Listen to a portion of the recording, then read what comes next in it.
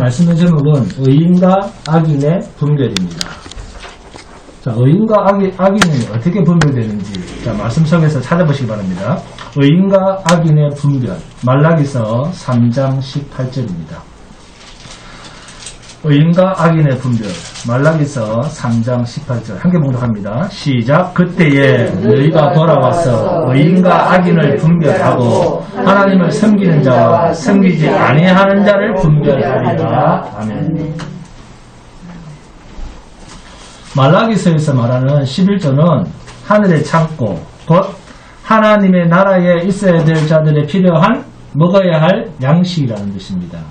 그러니까 하늘나라의 백성이 먹어야 할 양식, 위로부터 오는 양식, 만나 이거로 뭡니까? 예수 그리스도죠. 만나 이거로 예수 그리스도. 이것이 11조라고 하는 뜻인데, 이것이 없다는 것은 이스라엘 안에서 구원의 주를 바라보고 있지 않다 그 말이에요.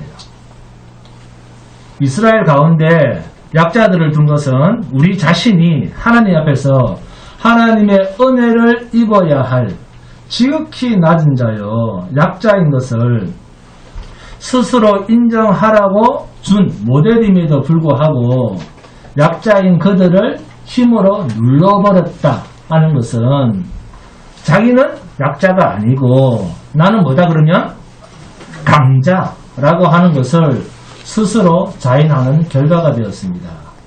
곧 이 말은 우리는 하나님이 보내신 자 메시아가 필요치 않다는 말과 같습니다. 그래서 결국 멜기세덱으로부터 시작되는 이 11조 이야기는 멜기세덱의 실체인 예수 그리스도로 끝이 납니다. 아브라함이 멜기세덱에게 11조를 드렸잖아요. 이 멜기세덱은 왕같은 제사장이라 했습니다. 그러면 아브라함에게 있어서 제사장은 누굽니까? 아브라함에게 있어서 제사장은 당연히 멜기세덱이죠. 그런데 이 멜기세덱의 자리에 예수 그리스도가 나타나심으로 예수님이 아브라함의 뭐가 된다? 제사장이 된다는 겁니다. 그러므로 아브라함의 허리에서 난 자라는 말은 무슨 뜻이 됩니까? 결국 대표 원리로서 아브라함의 허리에서 난 자는 모두 그의 후손이 된다. 그리고 예수님은 아브라함의 허리에 있는 모든 자들의 제사장이 된다는 거예요. 네? 결국 멜기세덱과 아브라함의 관계를 설명함으로써 예수 그리스도와 아브라함의 허리에서 난 모든 믿음으로 약속을 받은 후손들에 대한 복의 근원과 복의 대상이 드러나고 멜기세덱의 높은 자리에, 그죠? 그리고 멜기세덱이 높은 자잖아요. 높은 자라서 낮은 아브라함에게 복을 빌어줌으로써 그들의 신분이 높은 자의 복을 받고 낮은 신분이 높은 신분으로 바뀌어지는 것처럼 아브라함의 허리에서 난 자, 믿음의 조상의 허리에서 난 자, 곧 믿음의 후손들에게 복을 빌어주는 예수 그리스도, 그를 믿는 자마다 신분이 바뀌고, 그렇죠? 신분이 바뀌고 하나님의 아들들이 되는 복의 역사가 일어난다. 그런 이야기입니다. 그래서 히브리서에서 뭐라고 합니까? 히브리서 7장 27절 봅니다. 히브리서 7장 27절 한개 봉독합니다. 히브리서 7장 27절. 히브리서 7장 27절입니다. 김현수 권사님 다 찾았습니까? 네, 함께 봉독합니다. 시작. 그는 대제사장들이 먼저 자기 죄를 위하고 다음에 백성의 죄를 위하여 날마다 제사 드리는 것과 같이 할 필요가 없으니 이는 그가 단번에 자기를 드려 이루셨습니다. 자, 여기에 단번에 여기에 동그라미를 칩니다. 자, 히브리서 9장 12절 봅니다. 히브리서 9장 12절. 자, 함께 봉독합니다. 히브리서 9장 12절 시작. 염소와 송아지의 피로 하지 아니하고 오직 자기의 피로 영원한 속죄를 이루사 단번에 성소에 들어가시느니라. 아멘. 단번에 성소에 들어가시느니라. 여기에 동그라미 칩니다. 자, 히브리서 9장 26절에서 28절입니다. 자, 계속해서 단번에 여기에 동그라미를 치면서 함께 봉독합니다. 히브리서 9장 26절에서 28절입니다. 시작. 그리하면 그가 세상을 창조한 때부터 자주 고난을 받았어야 할 것이로되 이제 자기를 단번에 제물로 드려 죄를 없이 하시려고 세상 끝에 나타나셨느니라. 한번 죽는 것은 사람에게 정해진 것이요 그 후에는 심판이 있으리니 이와 같이 그리스도도 많은 사람의 죄를 담당하시려고 단번에 들이심 받으셨고 구원에 이르게 하기 위하여 죄와 상관없이 자기를 바라는 자들에게 두 번째 나타나시리라. 아멘. 자, 그리고 히브리서 10장 10절입니다. 함께 봉독합니다. 시작. 이 뜻을 따라 예수 그리스도의 몸을 단번에 들이심으로 말미암아 우리가 거룩함을 얻었노라. 아멘. 이 10절을 이야기하기 위해서 히브리서 10장 1절부터 중요한 이야기를 하고 있는데 그 중에 히브리서 10장 4절에서 10절입니다. 함께 봉독합니다. 히브리서 10장 4절에서 10절 시작. 이는 황소와 염소의 피와 능히 죄를 없애하지 못함이라. 자, 이 말을 구약에서는 무엇을 이야기할 때입니까? 자, 11조죠. 11조 제사 이야기를 할 때 하잖아요. 자, 히브리서 10장은 구약의 11절을 신약으로 해석을 하고 있습니다. 5절 봅니다. 시작. 그러므로 주께서 세상에 임하실 때 이르시되 하나님이 제사와 예물을 원하지 아니하시고 오직 나를 위하여 한 몸을 예비하셨도다. 구약에서 제물에 피를 뿌리고 날마다 제사장들을 통해서 제사를 지내던 그 일이 우리의 죄를 완전히 속죄하지 한다 못한다? 못하기 때문에 메시아 예수 그리스도가 세상에 임하실 때 하나님께서 제사와 예물을 원하지 아니하시고 나를 위하여 한 몸을 예비하셨다. 지금까지 11조에 담겨있는 그 모든 제사가 다른 어떤 한 몸, 단번에 드렸던 예수님 자신을 하나님께서 예비하시기 위해서 이 사실을 설명하시기 위해서 대표 원리로 구약에서 그림자로 이야기를 했다는 이야기입니다. 지금 11조 이야기를 하고 있는 거예요. 자, 6절 시작. 번제와 속죄제는 기뻐하지 아니하시나니 이에 내가 말하기를 하나님이여 보시옵소서. 두루마기 책에 나를 가리켜 기록된 것과 같이 하나님의 뜻을 행하려 왔나이다 하셨느니라. 아멘. 두루마기 책에 나를 가리켜, 이게 무슨 뜻입니까? 옛 약속이죠. 옛 약속, 그죠? 옛 약속, 성경에 나를 가리켜 기록한 것과 같이 하나님의 뜻을 행하기 위해서 지금까지 모세를 통해서 주신 율법 속에 담겨있던 그 그림자를 통해서 말씀하신 누구? 예수. 그 실체, 한 몸, 나를 드리기 위해서 왔나이다. 아멘. 자, 8절 시작. 위에 말씀하시기를 주께서는 제사와 예물과 번제와 속죄제는 원하지 아니하고 기뻐하지도 아니하신다 하셨고 이는 다 율법을 따라 드리는 것이라. 그 후에 말씀하시기를 보시옵소서. 내가 하나님의 뜻을 행하러 왔나이다 하셨으니 그 첫째 것을 폐하심은 둘째 것을 세우려 하심이라. 아멘. 첫째 것을 폐하심, 여기에 동그라미 칩니다. 첫째 것을 폐하심, 여기 동그라미 칩니다. 자, 첫째 것이 뭡니까? 네? 그렇죠. 모세를 통해서 주신 율법이죠. 그 첫째 것을 폐하신 이유는 둘째 것을 세우려 하심이라. 그럼 둘째 것이 뭡니까? 그렇죠. 나를 단번에 하나님께서 번제와 속죄제로 11조 모든 하나님의 거룩한 뜻을 이루도록 나를 희생제물로 받으시기 위해서 10절 봅니다. 이 뜻을 따라. 누구 뜻입니까? 이 뜻, 누구 뜻이죠? 그렇죠. 하나님의 뜻을 따라 예수 그리스도의 몸을 단번에 들이심으로 말미암아 우리가 뭐죠? 우리가 그 다음에 뭐죠? 자, 예수 그리스도를 단번에 들이심으로 우리가 어떻게 됐습니까? 그렇습니다. 거룩함을 얻었노라. 네? 그 첫째 것을 폐하심은 둘째 것을 세우려 하심이라. 히브리서 10장 7절은 히브리서 10장 9절까지 오면서 결국 하나님의 뜻이었다라고 하는 이 이야기를 하고 있잖아요. 무엇을? 구약의 말씀도 하나님이 주신 것이라고 하면 그 하나님의 뜻이 최종적으로는 무엇으로 등장을 하느냐? 예수 그리스도라는 것입니다. 그래서 히브리서 10장 10절에 결론적으로 10절 봅니다. 이 뜻을 따라 예수 그리스도 몸을 단번에 들이심으로 말미암아 우리가 거룩함을 얻었노라. 아멘. 이렇게 말씀하고 있잖아요.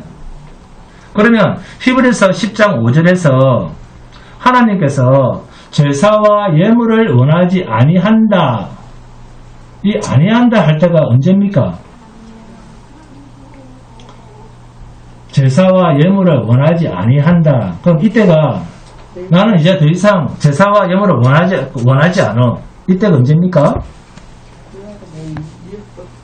네? 아니죠. 예수 그리스도께서 죄인의 몸으로 이 땅에 오셨을 때 주님이 계시니까 이제 이것이 필요가 없죠. 그때 아닙니까? 그러면 예수님이 오셨다는 것은 율법을 뭐하러 왔다? 그렇죠. 완성시키러. 그 율법을 이루시려고 오셨다. 율법의 요구를 이루심으로 그 율법을 폐하고 이제는 그리스도 예수로 하나님께서 그 약속을 세웠다. 아멘? 그래서 하나님께 드리는 이 제사와 예물 속에는 우리가 그렇게도 돈으로 말하고 싶어한 11조가 들어가 있다. 그 말입니다. 그 예물 속에는 11조가 그렇게도 돈으로 말하고 싶고 예배로 말하고 싶었던 것이 결국은 뭐였다? 예수 그리스도로 하나님 앞에 단번에 들이심이 되었다. 그 말입니다. 예수님이 그 11조로 들으신 거예요. 하나님께서는 히브리서 10장 8절에서 뭐라고 하십니까? 위에 말씀하시기를 주께서는 제사와 예물과 번제와 속죄제는 원하지도 아니하고 기뻐하지도 아니하신다 하셨고, 그러면 왜 하나님은 제사와 예물을 기뻐하시지도 않는다 하실까요? 왜요? 그것은 율법을 따라 드린 것이기 때문에. 율법을 따라 드린 것은 기뻐하시지 아니하십니다. 그래서 오늘날에는 이 율법의 기능은 사라졌습니다. 율법을 지킬 필요가 있다 없다? 없습니다. 율법의 실체이신 그리스도께서 다 이루셨습니다. 그래서 이제는 그 예수 그리스도가 내 죄를 위해서 대속해 죽으셨다는 것을 믿기만 해라. 그러면 너는 하나님의 은혜 안으로 옮겨진 자가 된다. 아멘. 히브리서 10장 9절입니다. 함께 봉독합니다. 히브리서 10장 9절 시작. 그 후에 말씀하시기를 보시옵소서 내가 하나님의 뜻을 행하러 왔나이다 하셨으니 그 첫째 것을 폐하시면 둘째 것을 세우려 하시니라. 아멘. 내가 하나님의 뜻을 행하러 왔나이다. 여기에 줄을 긋습니다. 내가 하나님의 뜻을 행하러 왔나이다. 여기에 줄을 긋습니다. 하나님의 뜻을 이루러 왔다. 그러면 그 하나님의 뜻이 뭡니까? 첫 것은 폐하시고 둘째 것은 세우려 하심이라. 이게 하나님의 뜻이죠? 아멘? 얼마나 중요한 말씀입니까? 예수 그리스도의 터 위에 세우는 것이 바른 복음, 바른 교회입니다. 이제 율법으로서의 구약은 없고 복음으로서의 구약만 있습니다. 예수 그리스도를 보여주기 위한 구약만 있습니다. 예수 그리스도의 십자가가 율법의 완성입니다. 그래서 구약은 예수 그리스도를 보여주는 구약입니다. 이해하셨죠? 네. 복음을 보여주는 구약입니다. 십자가를 보여주는 구약입니다. 그래서 구약을 읽어도 신약을 읽어도 예수가 보여야 됩니다. 우리에게 율법을 행하라고 준 구약은 있다 없다? 없습니다. 히브리서 10장 10절입니다. 함께 봉독합니다. 히브리서 10장 10절. 이 뜻을 따라 예수 그리스도의 몸을 단번에 들이심으로 말미암아 우리가 거룩함을 얻었노라. 이 뜻을 따라 할 때 이 뜻 여기에 줄을 긋고 뭐라고 적어야 됩니까? 첫 번 것은 폐하라고 자, 첫 번째 것은 폐하고 두 번째 것은 세우는 것. 그죠? 이게 이 뜻이죠? 이렇게 적어 놓습니다. 이 뜻을 따라 라는 말은 첫 번째 것, 율법으로 행하는 이것은 폐하고 두 번째 것, 바로 하나님의 열심이 그리스도로 최종적으로 세워지는 것입니다. 예수 그리스도의 몸을 단번에 들이심으로 말미암아 우리가 하나님 앞에 거룩함을 얻었다는 것입니다. 이것이 하나님의 뜻이라는 거예요. 이것은 인간의 노력도 아니고 인간이 소원한 것도 아니고 일방적으로 베푸시는 하나님의 사랑입니다. 그래서 뭐라고 합니까? 믿음은 은혜라, 선물이라, 감사라. 아멘? 그런데 왜 여기에 인간이 끼어들어서 하라 했다고 하겠다고 그렇게 또 끼어듭니까? 자, 창세기에서 인간이 타락한 후에 어떤 짓을 하는지 한번 살펴보겠습니다. 자, 창세기 3장 봅니다. 창세기 3장 1절에서 13절입니다. 그 중에서 6절에서 10절까지만 함께 공부하겠습니다. 창세기 3장 6절부터입니다. 자, 창세기는 성경 어디에 있습니까? 맨 앞에 있습니다. 네. 자, 6절부터 시작. 여자가 그 나무를 본저 먹음직도 하고 보암직도 하고 지혜롭게 할 만큼 탐스럽기도 한 나무인지라. 여자가 그 열매를 따먹고 자기와 함께 있는 남편에게도 주매 그도 먹은지라. 이에 그들의 눈이 밝아져 자기들이 벗은 줄을 알고 무화과 나무잎을 엮어 치마로 삼았더라. 그들이 그날 바람이 불매 동산에 거니시는 여호와 하나님의 소리를 듣고 아담과 그의 아내가 여호와 하나님의 낯을 피하여 동산나무 사이에 숨은지라. 여호와 하나님이 아담을 부르시매 그에게 이르시되 내가 어디 있느냐. 이르되 내가 동산에서 하나님의 소리를 듣고 내가 벗었으므로 두려워하여 숨었나이다. 아멘. 인간이 하나님께서 범죄한 후에 한 짓이 두 개가 있는데 뭡니까? 그렇죠. 두려워하는 것과 또 하나는 뭐죠? 책임을 회피하는 일이었습니다. 여러분, 두려워한 뒤에 인간이 한 짓이 뭡니까? 숨었습니다. 그렇습니다. 네. 이것을 다른 표현으로 바꾸면 뭘까요? 숨었다라는 말을 다른 표현으로 바꾸면 그렇습니다. 죄를 숨긴다 그 말이에요. 죄를 숨긴다는 것입니다. 두려워하여 숨었습니다. 인간이 하나님 앞에서 범죄한 후에 한 짓이 첫 번째 두려워하여 숨어버렸습니다. 이 숨었다는 것을 소극적으로 표현하면 숨긴다는 거예요. 무엇을 숨긴다? 그렇습니다. 죄를 숨긴다는 거예요. 사람이 두려워하면 어떻게 합니까? 사람이 두려워하면 숨든지 죄 없는 것처럼 합니다. 그러면 하나님 앞에서 죄 없는 것처럼 보이려면 하나님 저는 죄가 없어요 하는 것처럼 그렇게 죄 없는 것처럼 보이려면 어떻게 할까요? 어떻게 해야 됩니까? 여러분은 어떻게 하겠습니까?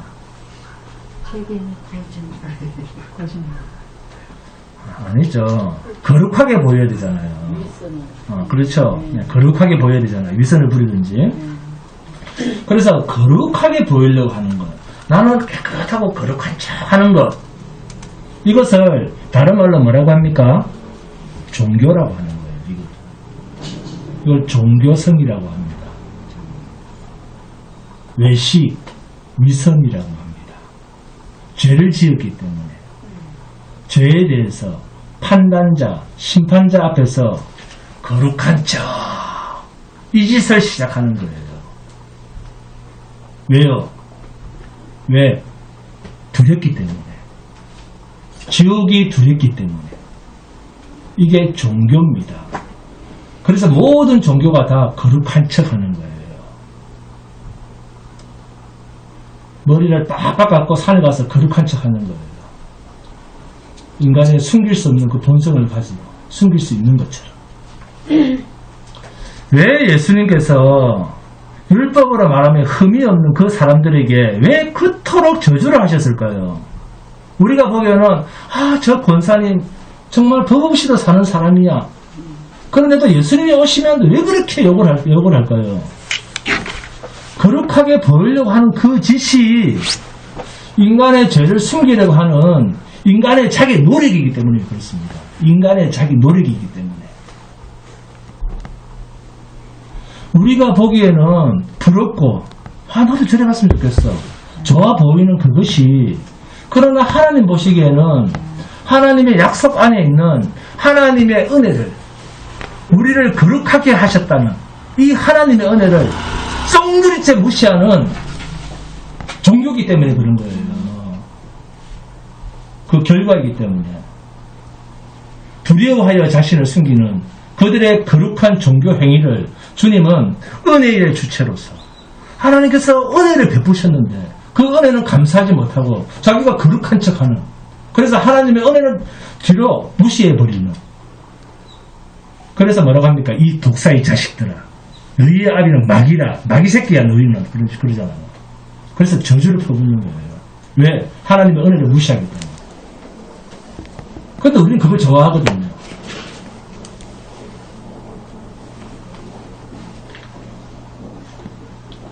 아담과 하와가 죄를 짓기 전에는 자신들이 벗은 줄 알았습니까? 몰랐습니까? 몰랐습니다. 죄를 짓기 전에는 벗고 있었어도 실오라기 하나 걸치지 않아도 아무렇지도 않았습니다. 그런데 죄를 짓자 그때부터 위장을 하기 시작합니다. 자신을. 벗었다는 말은 무슨 말입니까? 벗었네요. 무슨 말입니까? 우리는 하나님 앞에서 아무것도 내볼 것이 없네요. 그 말입니다. 인간 편에서는 하나님 앞에 인간이 무엇을 해서 어떤 치장을 해도 우리가 하나님 앞에 아름답게 보여줄 것이 없어요. 인간 편에서는, 즉 이 말은 행할 것이 없다. 이 메시지가 담겨있는 말이 벗었다라는 말의 의미입니다.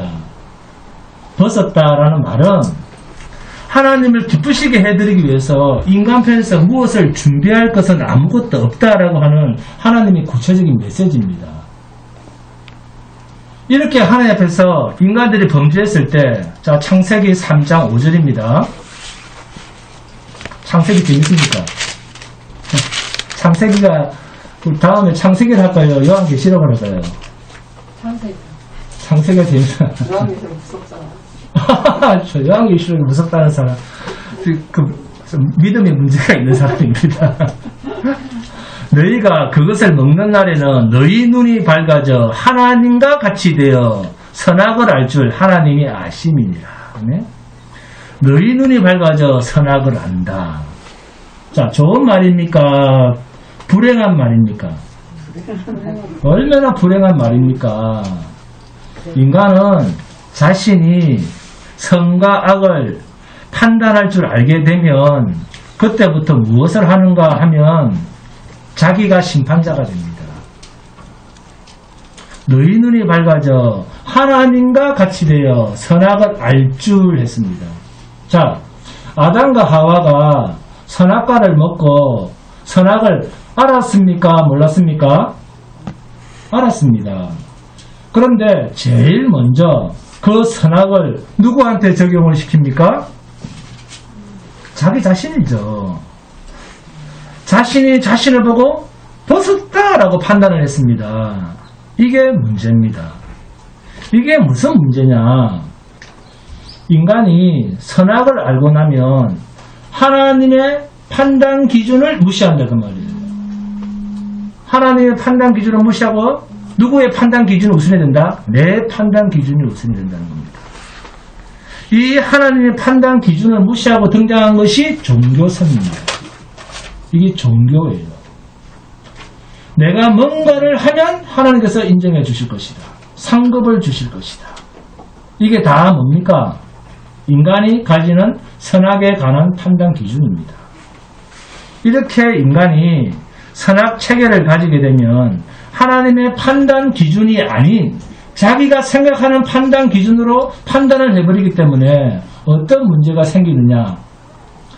하나님의 수준도 되지도 않는 것을 가지고 계속 하나님이 요구하시는 것을 인간이 해줄 수 있는 것처럼 하기 때문에 믿음으로 사는 것이 아니라 종교 행위로 살게 된다는 겁니다. 그런데 이것을 종교 놀이라고는 생각하지 않는다는 거예요. 왜? 그건 선한 거야 라고 하는 인간의 판단이 하나님까지 자기가 좋아하는 하나님으로 초상화를 그려놓고 형상화하고 있기 때문에 그 종교성이 부인되면 자기가 없어지기 때문에 그렇게 거부를 하는 겁니다. 이것이 종교심을 가진 인간들의 정체성입니다. 자신이 생각하던 그 하나님이 머릿속에서 사라지면 자기가 없는 거예요. 내가 머릿속으로 그려뒀던 그 하나님이 없어지면 자기도 없어지니까. 그러니까 끝끝내 말씀을 알고 진리를 따라가는 것이 아니라 종교심만 붙드는 거예요. 종교심만. 얼마나 불쌍합니까? 그래서 하나님에 대해서 여러분이 전도할 때만 물어보세요. 하나님에 대해서 물어보면 거의 다가 교회를 다닌 지 30년 내가 다 빵점이에요. 여러분도 빵점으로 들어오셨잖아요. 그 빵점짜리 교회에서 11조 내고 헌금 내고 봉사하고 다 했잖아요. 여러분, 종교 노름을 하는 종교인들의 정체성은 자기가 만든 신과 자기가 일체감을 느끼려고 합니다. 그런데 성도는 반대거든요. 성도는 내가 없어져야, 내가 죽어야 하나님이 계시고 내가 있으면 하나님이 없는 건데, 종교인들은 내가 있어야 하나님이 있고 하나님이 있어야 내가 있다는 거예요. 이것이 종교인들이 가지고 있는 신관입니다. 그러나 하나님의 복음 안에 있는 자는 내가 없어질수록 하나님은 강하시고 내가 있을수록 하나님은 한없이 작아지신다. 아멘? 이것이 믿음의 사람이 가지고 있는 신관입니다. 그래서 종교인은 자기가 가지고 있는 선악체계가 무너지면, 그리고 그것을 무너뜨리면 분노를 하고 화를 내고 거부하는 거예요.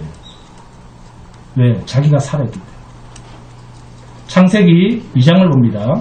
창세기 2장 16절 17절입니다. 창세기 2장 16절 17절입니다. 함께 공독합니다. 창세기 2장 16절 17절 시작. 여호와 하나님이 그 사람에게 명하여 이르시되 동상 각종 나무의 열매는 내가 임의로 먹되 선악을 알게 하는 나무의 열매는 먹지 말라. 내가 먹는 날에는 반드시 죽으리라 하시니라. 아멘. 반드시 죽으리라. 여기에 줄을 긋습니다.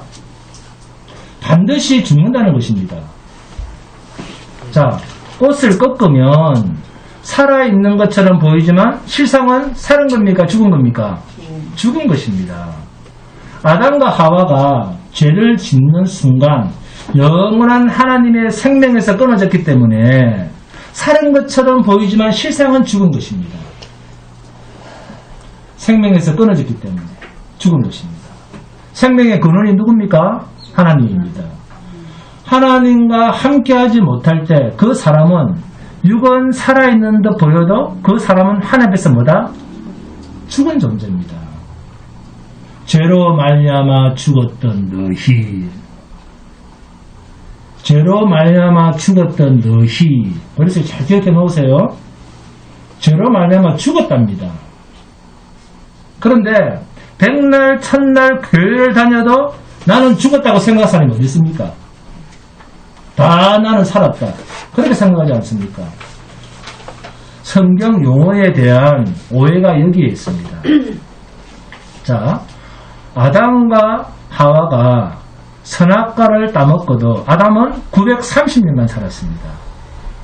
그러나 이것은 죄로 말미암아 죽었던 상태입니다. 우리가 90년, 100년을 살아도 죄로 말미암아 죽었던 상태입니다. 생명의 근원이신 하나님과 단절된 상태로 살았던 것입니다. 성경에서 죽었다, 살았다라고 하는 것은 그저 육신이 죽었다, 살았다가 아니고 지금도 죄를 짓고 있는 우리의 이 육신은 이미 죽은 존재다 그 말이에요. 사람들이 근데 이걸 모르는 거예요. 이걸 인정하지 않는 거예요. 성경에서 죽었다라고 하는 말은 무덤에 가야 죽었다, 장례식 가야 죽었다 그런 말이 아니고 죄로 말미암아 생명의 근원이신 하나님과 관계성이 끊긴 상태를 죽었다라고 표현하는 거예요. 성경은. 그러니까 모든 인간은 하나님 앞에서 어떤 존재다? 죽은 존재라는 겁니다. 이 개념이 없는 사람은 종교성을 못 벗어납니다. 왜 예수님께서 바리새인과 서기관과 율법 교사들을 무엇에 비유를 했습니까? 네? 무덤에 비유를 하잖아요. 무덤에. 그죠? 그렇죠. 죽은 자가 묻혀있는 무덤을, 죽은 자가 묻혀있어요. 그 무덤에는. 자, 근데 겉으로 그 무덤을 아름답고 예쁜 그 돌로 장식을 하고, 네? 그 껍데기 그 무덤을 향기 나는 꽃으로 장식하는 것을 두고 뭐라고 합니까? 예수님은 어이구, 이 외식하는 자들아. 응? 겉으로는 아름다운 돌로 장식을 하고, 응? 향기나는 꽃으로 장식을 해본들, 응? 너희가 하는 그 짓이 얼마나 어리석은 짓이냐 하면서 무덤을 아무리 예쁘게 장식을 해도 그 안에는 무엇이 없습니까? 그렇잖아요. 생명이 없다는 거예요. 근데 그 짓을 한다니까요. 쓰레기통에 버려도 되는 건데 죽으면 사람 몸통 안에 태워서 쓰레기통에 버려도 되는 거예요.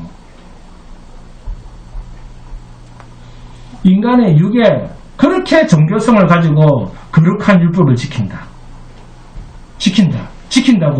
거룩한 형식을 강조하는 그것이 마치 죽은 자가 누워있는 무덤 위에 아름다운 돌로 장식을 하고 꽃을 놓고 잔디를 가꾸고 마치 공원처럼 그렇게 예쁘게 만든다고 해서 죽은 자가 살아나느냐? 그 말입니다. 이것이 유대인들이 육신의 율법을 지키는 것으로 마치 하나님 앞에서 자기가 살아있는 것처럼 가장 하나님 앞에서 상급을 많이 받을 수 있는 사람인 것처럼 위선을 부리는 것을 꾸짖으신 것입니다. 죽은 자가 말을 합니까? 죽은 자가 이거 참 예쁘네. 옷을 골라 입습니까? 죽은 자 스스로는 아무지도 못합니다. 죽은 자는 치장을 하지 않습니다. 내가 죽었다라고 하는 사람은 거룩한 척 하지 않아요. 그렇다면 하나님 앞에서 죄로 말미암아 죽었다고 하는 이 고백을 하는 사람은, 여러분, 우리는 죄가 있습니까 없습니까? 죄가 있습니다. 지금도 죄를 짓습니까 안 짓습니까? 지금도 죄를 짓고 있습니다. 그러면 죄를 지었다는 말은 하나님과 단절되었다 안 되었다? 단절되었다. 그러면 이 육신에 종교성이 필요하다 필요하지 않다? 필요 없다. 이 육신에는 이미 죽었던 너희입니다. 제발. 자, 그러면 하나님과의 관계성에서 육을 가진 인간은 로마서 8장 말씀대로 육신의 생각은 하나님과 원수가 되나니 그랬습니다. 이 육신으로는 뭐를 깨닫는다고요? 죄를 깨달습니다. 이 육신이 있는 한 우리는 계속 죄를 깨닫는 거예요. 죄를 못 벗어나니까. 네? 아무리 이 육을 가지고 거룩한 행실을 백날 천날 해도 그것은 하나님 앞에서 원수되는 일이라고 하는데도 불구하고 이 육신이 마치 살아있는 것처럼 생각하고 하나님과의 관계를 맺고 있는 것처럼 생각을 해서 이 육신의 율법의 행위를 자꾸 강조해버리면 그것은 하나님 앞에서 종교밖에 안 된다는 겁니다. 종교 행위밖에 안 됩니다.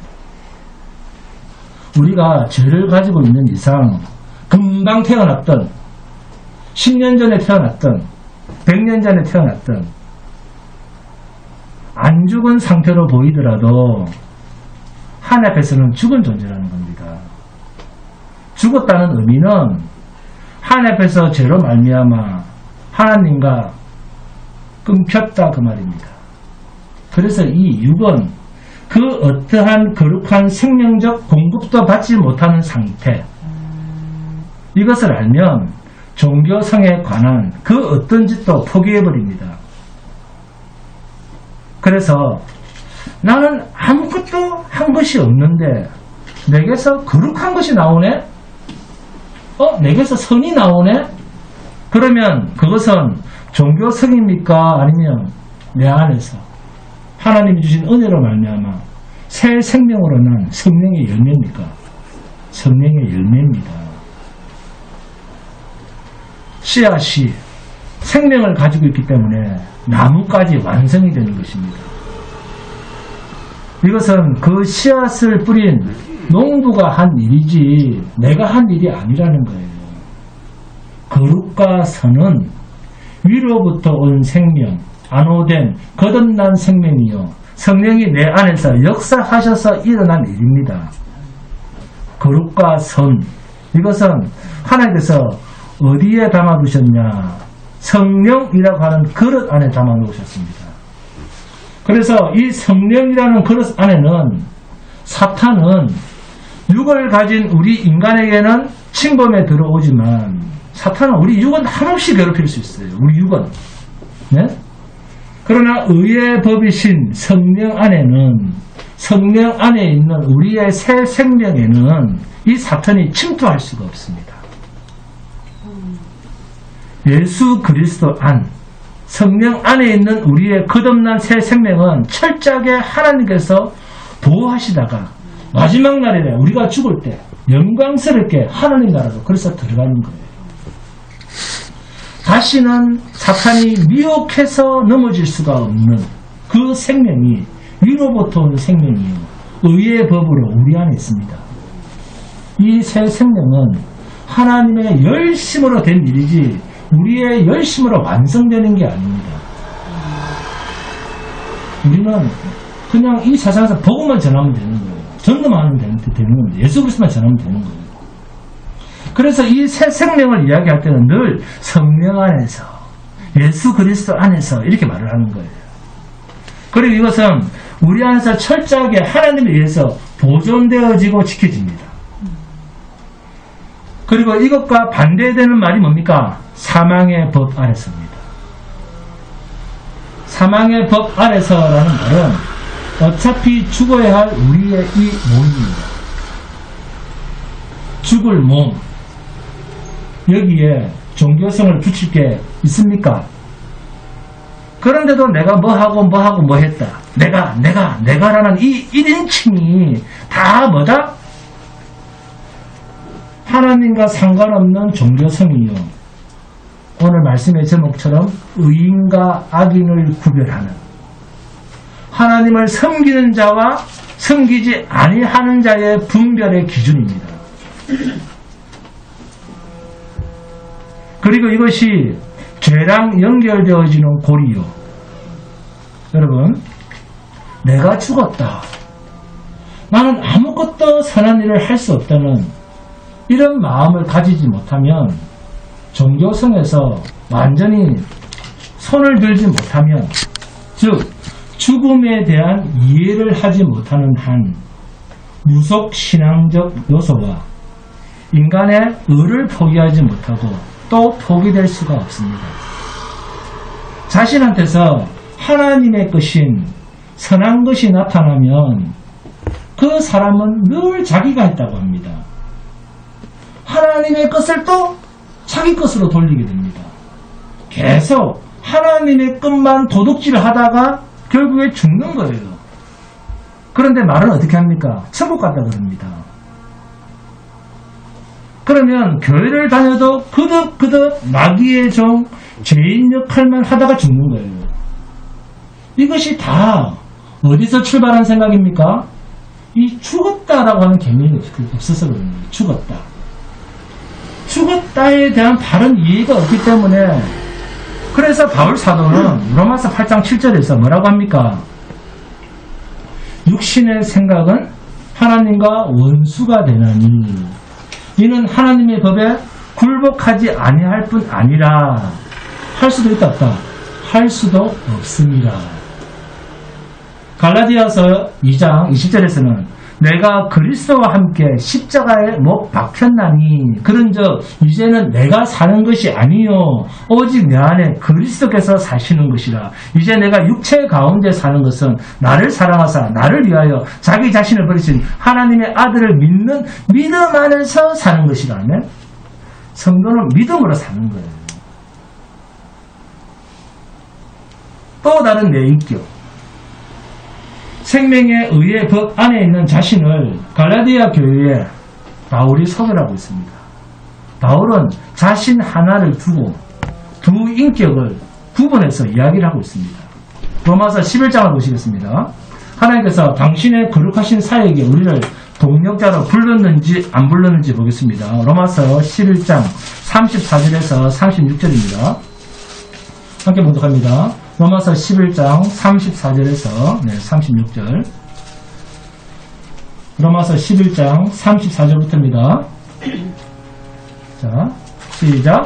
누가 주의 마음을 알았느냐? 누가 그의 모사가 되었느냐? 누가 주께 먼저 데려서 갚으심을 받겠느냐? 이는 만물이 주에게서 나오고 주로 말미암고 주에게로 돌아갑니다. 그에게 영광이 세세에 있을지어다. 아멘. 36절이 무슨 뜻이겠습니까? 시작도 하나님이 하시고 마치는 것도 하나님이 하신다. 알았나? 그 말입니다. 자, 마태복음에서도 확인하겠습니다. 마태복음 12장 1절 2절입니다. 함께 공부합니다. 마태복음 12장 1절 2절입니다. 마태복음 12장 1절 2절. 시작. 그때 예수께서 안식일에 밀밭 사이로 가실새 제자들이 시장하여 이삭을 잘라 먹으니 바리새인들이 보고 예수께 말하되 보시오 당신의 제자들이 안식일에 하지 못할 일을 하나이다. 자, 바리새인들이 기분이 상했겠습니까? 안 상했겠습니까? 상했죠. 자, 마태복음 12장 14절입니다. 마태복음 12장 14절. 자, 함께 공독합니다. 시작. 바리새인들이 나가서 이렇게 하여 예수를 죽일까 의논하거늘. 그죠? 자, 그 밑에 24절, 25절입니다. 자, 시작. 바리새인들은 듣고 이르되 이가 귀신의 왕 바알세불을 힘입지 않고는 귀신을 쫓아내지 못하느니라 하거늘. 예수께서 그들의 생각을 아시고 이르시되 스스로 분쟁하는 나라마다 황폐해질 것이요 스스로 분쟁하는 동네나 집마다 서지 못하리라. 자, 여기까지 보니까 바리새인들이 예수님을 어떤 마음으로 보고 있습니까? 마음이 상할 대로 상해 있고 죽이려고 하고 이 잘난 놈을 우리가 어떻게 죽일까 이렇게 생각을 하고 있잖아요. 자, 그러면 더 밑으로 내려갑니다. 마태복음 12장 38절입니다. 마태복음 12장 38절.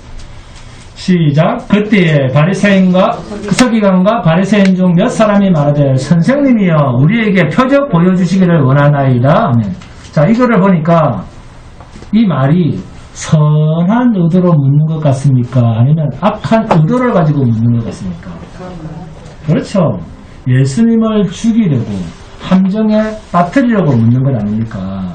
그러면 그 밑에 마태복음 12장 43절부터 45절까지 함께 봉독합니다. 시작. 더러운 귀신이 사람에게서 나갔을 때 물 없는 곳으로 다니며 쉬기를 구하되 쉴 곳을 얻지 못하고 이에 이르되 내가 나온 내 집으로 돌아가리라 하고 와 보니 그 집이 비고 청소되고 수리되었거늘 이에 가서 저보다 더 악한 귀신 7을 데리고 들어가서 거하니 그 사람의 나중 형편이 전보다 더욱 심하게 되느니라. 이 악한 세대가 또한 이렇게 되리라. 38절에 선생님이여 우리에게 표적 보여주시기를 원하나이다.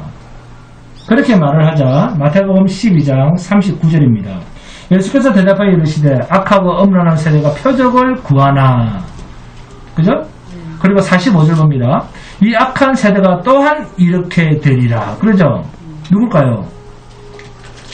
이렇게 된다는 이가 누굽니까? 귀신 하나가 나갔다가 저보다 더 악한 7 귀신을 데리고 들어와서 그 사람의 나중 형편이 전보다 더욱 심하게 될 사람, 이 사람이 누굴까요? 네? 바리새인들입니다. 아시겠습니까? 바리새인들, 너희들이 7 귀신이 들어온 그 사람 꼴이 된다, 그 말입니다. 알았나 이놈들아, 이 이야기를 하고 있는 거예요. 자, 그러면 창세기로 갑니다. 창세기 2장 17절입니다. 창세기 2장 17절. 자, 함께 공독합니다. 창세기 2장 17절. 시작. 선악을 알게 하는 나무의 열매는 먹지 말라. 내가 먹는 날에는 반드시 죽으리라 하시니라. 아멘. 자, 그러면 아담과 하와는 선악과를 먹는 순간 사실상 죽었다 살았다. 하나님의 말씀대로 죽은 것입니다. 자, 아담이 930년을 살았다고 합시다. 베드로후서 3장 8절에서는 뭐라고 합니까? 사랑하는 자들아, 죽게는 하루가 1000년 같고 1000년이 하루 같다는 이 한 가지를 잊지 말라. 아멘. 자, 아담이 930년을 살았다 해도 하나님의 시간으로 보면 반드시 죽으리라. 그러면 아담과 하루는 하나님의 시간으로 볼 때 하루를 살았다 못 살았다? 하루도 못 살고 죽은 겁니다.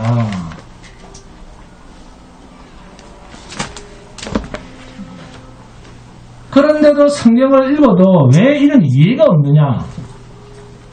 성경을 늘 어떤 관점? 구속사적 관점에서만 본다는 거예요.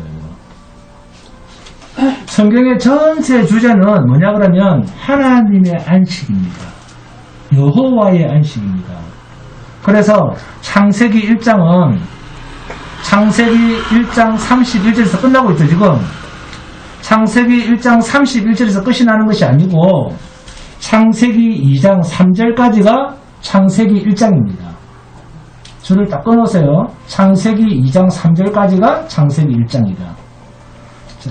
자, 함께 봉독합니다. 창세기 2장 3절 시작. 하나님이 그 7째 날을 복되게 하사 거룩하게 하셨으니 이는 하나님이 그 창조하시며 만드시던 모든 날을 마치시고 그 날에 안식하셨습니다. 아멘. 성경책에 창세기 2장 3절까지가 창세기 1장 이렇게 써놓으시기 바랍니다. 그러면 안식일이 뭔가를 보겠습니다. 출애굽기를 봅니다. 출애굽기 20장 8절에서 11절입니다. 출애굽기 20장 8절에서 11절입니다. 출애굽기 20장 8절에서 11절. 출애굽기 20장 8절에서 11절. 시작. 안식일을 기억하여 거룩하게 지키라. 엿새 동안은 힘써 내 모든 일을 행할 것이나 7째 날은 내 하나님 여호와의 안식일인즉 너나 내 아들이나 내 딸이나 내 남종이나 내 여종이나 내 가축이나 내 문 안에 머무는 객이라도 아무 일도 하지 말라.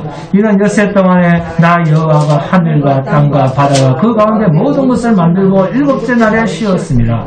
그러므로 나 여호와가 안식일을 복되게 하여 그날을 거룩하게 하였느니라. 아멘.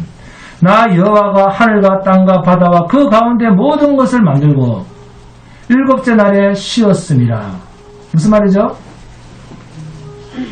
너희가 이랬냐? 이 천지 만물을 네가 만들었느냐? 그 말이에요. 네가 한 게 뭐가 있느냐? 내가 이랬으므로 내가 쉰다. 그래서 안식일.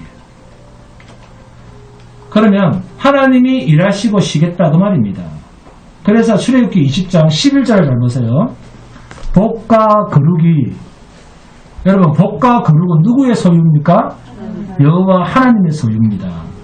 이 복과 거룩을 가지고 안식일을 복되게 했다. 그러니까 여호와 안식일에 참여한 사람은 곧 뭐다? 그렇죠. 복이라는 거예요. 그 사람 자체가. 세상에서 잘 먹고 잘 사는 것이 아니고 하나님의 안식, 일하지 않는 세상이 오는 그것이 복이라는 겁니다. 하나님께서 일하시지 않는 세상이 오면 그게 복이라는 거예요. 안식이라는 말의 뜻이 뭡니까? 안식. 쉰다. 그렇죠. 하나님이 하실 일이 더 이상은 없다 그 말입니다. 이게 안식이라는 뜻입니다. 여러분이 일할 게 없다가 아니고 하나님이 더 이상 하실 일이 없다. 제발. 응? 늘 인간에다 가서 붙이려고. 응? 하나님이 더 이상은 하실 일이 없으시다. 이게 안식입니다. 하나님이 하실 일이 더 이상은 없다 그 말입니다. 이 안식이라는 뜻을 알면 우리 인간이 안식일을 지키고 안 지키고 한다고 하나님의 안식이 이루어지는 것이 아니다 하는 것을 알게 됩니다. 돈이 필요하면 주일날도 일하시면 됩니다. 여러분, 우리가 안식일을 지킨다고 하나님의 안식이 됩니까? 아무 상관이 없습니다. 돈 더 벌고 싶다. 주일날 가게 문 열어도 된다 안 된다? 되고 아르바이트 해도 된다 안 된다? 해도 됩니다. 자유하세요. 하나님의 안식이 깨진 것은 인간의 범죄 때문이었습니다. 하나님의 안식이 깨진 것은 인간의 범죄 때문이에요. 하나님은 안식하셨습니다. 이 세상을 다 만들고.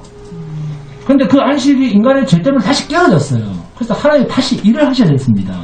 그래서 창세기 1장 1절부터 2장 3절까지가 뭐였느냐? 여호와의 안식을 이야기하려고 창세기 1장 1절부터 2장 3절까지 창조 기사의 대략을 이렇게 기술해 놓은 거예요. 이것은 창조 기사가 아니고 하나님이 안식하셨는데 그 안식을 깬 피조물 인간이 죄를 지었기 때문에 이 죄 문제를 해결하기 위해서 여호와가 하나님이 다시 일을 할 일이 생겼다. 이 이야기를 하기 위해서 대략 창조 기사를 기록한 것입니다. 그래서 창세기 1장 1절부터 2장 3절은 요한계시록 22장 21절 다음에 이루어질 영원한 세상에 대한 이야기가 담겨있는 이야기입니다. 그러면 왜 창세기 2장 4절부터 이것이 천지가 창조될 때에 하늘과 땅의 내력이니 여호와 하나님이 땅과 하늘을 만드시던 날에 이것이 천지가 창조될 때 하늘과 땅의 내력이니 라는 이 말이 왜 나오느냐? 이 말이 무슨 뜻인가? 무슨 말을 하려고 이런 말을 하셨을까요? 창세기 1장 1절부터 창세기 2장 3절까지가 여호와의 안식에 대한 조건, 하나님이 안식하시려면 어떠한 조건이 필요로 하는가? 하나님이 쉬실 수 있는 조건에 대한 이야기입니다. 하나님이 쉬시려면 죄가 하나도 없어야 됩니다. 완벽해야 됩니다. 완벽해. 이 우주가. 그런데 이 하나님이 쉴 수 없게 되어서 인간의 죄를 지었기 때문에 하나님의 안식이 깨어진 이야기. 그래서 여호와의 일을 말하려고 하다 보니까 하나님이 다시 일하시게 된 가장 큰 원인이 뭡니까? 선악과를 따먹은 인간의 죄 문제 아닙니까? 그래서 인간의 그 죄의 책임의 문제를 확실하게 하실 그 내용이 창세기 2장 4절부터 2장 25절까지 얘기입니다. 그러니까 하나님께서 창조의 내력을 기술한 이유가 뭐냐면 하나님의 안식의 완벽한 조건으로 인간까지 만들어서 나 여호와는 쉬었다. 나는 그 마침표까지 찍었는데 인간들의 죄가 어떻게 해서 하나님이 다시 일하실 수밖에 없도록 했는가에 대한 그 이야기를 하려고 기록한 것이 창세기 2장 4절부터 2장 25절까지입니다. 하나님은 안식의 완전한 조건 속에 완전히 기쁨과 생명 속에 아담과 하와를 두셨다라는 이 이야기가 창세기 2장 4절에 이것이 천지가 창조될 때의 하늘과 땅의 내력이니라는 말의 의미입니다. 그러니까 죄 하나도 없는 완벽한 세상을 하나님은 만들어 주셨다. 아담과 하와를 그 완전한 조건 속에 두셨다. 이 말이 에덴 동산에 혼자 둔 것이 아니라 하나님과 함께 지냈다. 하나님과 함께 거닐었다. 임마누엘입니다. 그래서 성경은 여호와의 안식의 필수 조건으로 인간에게 임마누엘의 역사로 하나님의 구원의 회복을 이야기하는 것입니다. 그래서 구약 백성에게는 성소, 당신의 백성과 함께한다는 메시지를 두셨고, 그 다음에는 성전으로 당신의 백성과 함께한다는 임마누엘을 하셨고, 신약에 와서는 예수 그리스도께서 이 땅에 오심으로 영원한 교회가 탄생되고 자기 백성 속에 함께 있다는 것으로 임마누엘이라고 부릅니다. 이런 임마누엘이 다 뭐냐? 하나님은 완전한 조건으로의 회복에 대한 증거물입니다. 이런 완벽한 조건과 환경을 인간에게 줬음에도 불구하고 저들이 이렇게 범죄하였느니라 이야기하고 있는 것입니다. 응? 그러면 죄의 책임이 누구한테 있다? 우리한테 있다. 응? 그래서 창세기 2장 4절부터 25절까지를 기록한 것입니다. 왜 저들이 타락했는가? 내가 부족하게 저들을 지었기 때문에? 그래서 그런가? 환경이 부족해서? 조건이 부족했는가? 아니다. 이게 창세기 1장 1절부터 2장 25절까지 이야기입니다. 완벽한 환경을 만들어줬음에도 불구하고 저들이 넘어졌느니라. 왜? 왜 그 완벽한 환경을 만들어줬음에도 불구하고 죄를 지었는가? 왜? 왜입니까? 자기들의 욕심 때문에. 이 이야기를 성경이 하는 것입니다. 이러한 하나님의 의도를 확실히 알 수 있는 말이 뭡니까? 보시기에 좋았더라 하였습니다. 하나님은 완전하게 만들어졌다는 거예요. 그래서 보시기에 좋았더라. 보시기에 좋았더라 하는 얘기를 하는 겁니다. 네? 보시기에 좋았더라. 하나님은 완벽히 당신의 기쁨으로 창조하신 것입니다. 이 세상을. 그런데 인간의 욕심이 보시기에 좋았던 하나님의 창조를 깨버린 것입니다. 하나님이 인간을 연약하게 지었고 뭔가 부족하게 지은 것이 아니다. 이게 창세기 2장 25절까지 이야기입니다. 그래서 하나님께서 범죄한 인간들을 어떻게 해서 구원해 낼 수밖에 없었던가라는 최종적 목적이, 그 목표가 하나님의 안식, 하나님이 일하시는 그 최종적 목표가 하나님의 안식이라는 거예요. 여호와 당신님의 안식이라는 겁니다. 그래서 에스겔서 36장 22절 23절을 보시면 함께 공독합니다. 에스겔서 36장 22절 23절을 봅니다. 에스겔서 36장 22절 23절. 에스겔서 36장 22절 23절. 에스겔서 36장 22절 23절. 에스겔서 36장 22절 23절입니다. 시작. 그러므로 너는 이스라엘 족속에게 이르기를 주 여호와께서 이같이 말씀하시기를 이스라엘 족속아 내가 이렇게 행하면 너희를 위함이 아니요 너희가 들어간 그 여러 나라에서 더럽힌 나의 거룩한 이름을 위함이라. 여러 나라 가운데서 더럽힌 이름 곧 너희가 그들 가운데서 더럽힌 나의 큰 이름을 내가 거룩하게 할지라. 내가 그들의 눈앞에서 너희로 말미암아 나의 거룩함을 나타내리니 내가 여호와인 줄을 여러 나라 사람이 알리라. 주 여호와의 말씀이라. 이렇게 성경의 마지막 최종적 목적은 하나님의 자기 영광의 회복입니다. 그래서 에베소서 봅니다. 에베소서 1장 3절에서 6절입니다. 에베소서 1장 3절에서 6절. 자, 함께 공부합니다. 에베소서 1장 3절에서 6절 시작. 찬송하로다 하나님 곧 우리 주 예수 그리스도의 아버지께서 그리스도 안에서 하늘에 속한 모든 신령한 복을 우리에게 주시되 곧 창세전에 그리스도 안에서 우리를 택하사 우리로 사랑 안에서 그 앞에 거룩하고 흠이 없게 하시려고 그 기쁘신 뜻대로 우리를 예정하사 예수 그리스도를 말미암아 자기의 아들들이 되게 하셨으니 이는 그가 사랑하시는 자 안에서 우리에게 거저 주시는 바 그의 은혜의 영광을 찬송하게 하려는 것이라. 아멘. 그러니까 구원 그 이유는 우리는 하나님의 영광의 도구라는 거예요. 여러분은 그냥 하나님의 영광의 도구로서 살아가는 겁니다. 그래서 예수를 믿고 하나님의 자녀가 되면 하나님의 자녀로서 영원토록 하나님 앞에서 하나님의 기쁨의 존재가 되기 위한 연단과 훈련의 과정을 겪는 거예요. 이 일을 누가 시킨다? 에덴 동산에 갖다 놓아도 자기 멋대로 하는데 그래도 내가 합니까? 구원, 그 이유는 내가 합니까? 하나님이 하게 하십니다. 하나님이 여러분의 마음을 이끌고 가십니다. 하나님이 우리를 이끌고 가십니다. 아멘. 창세기 1장 29절 30절입니다. 함께 봉독합니다. 창세기 1장 29절 30절.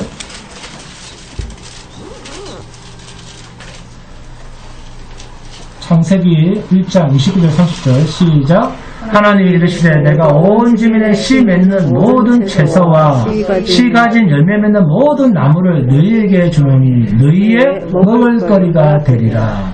또 땅의 모든 짐승과 하늘의 모든 새와 생명이 있어 땅에 기는 모든 것에게는 내가 모든 푸른 풀을 먹을거리로 주노라 하시니 그대로 되리라. 아멘. 자, 그 다음 창세기 2장 16절입니다. 창세기 2장 16절 시작. 여호와 하나님이 그 사람에게 명하여 이르시되 동상 각종 나무의 열매는 내가 임의로 먹되.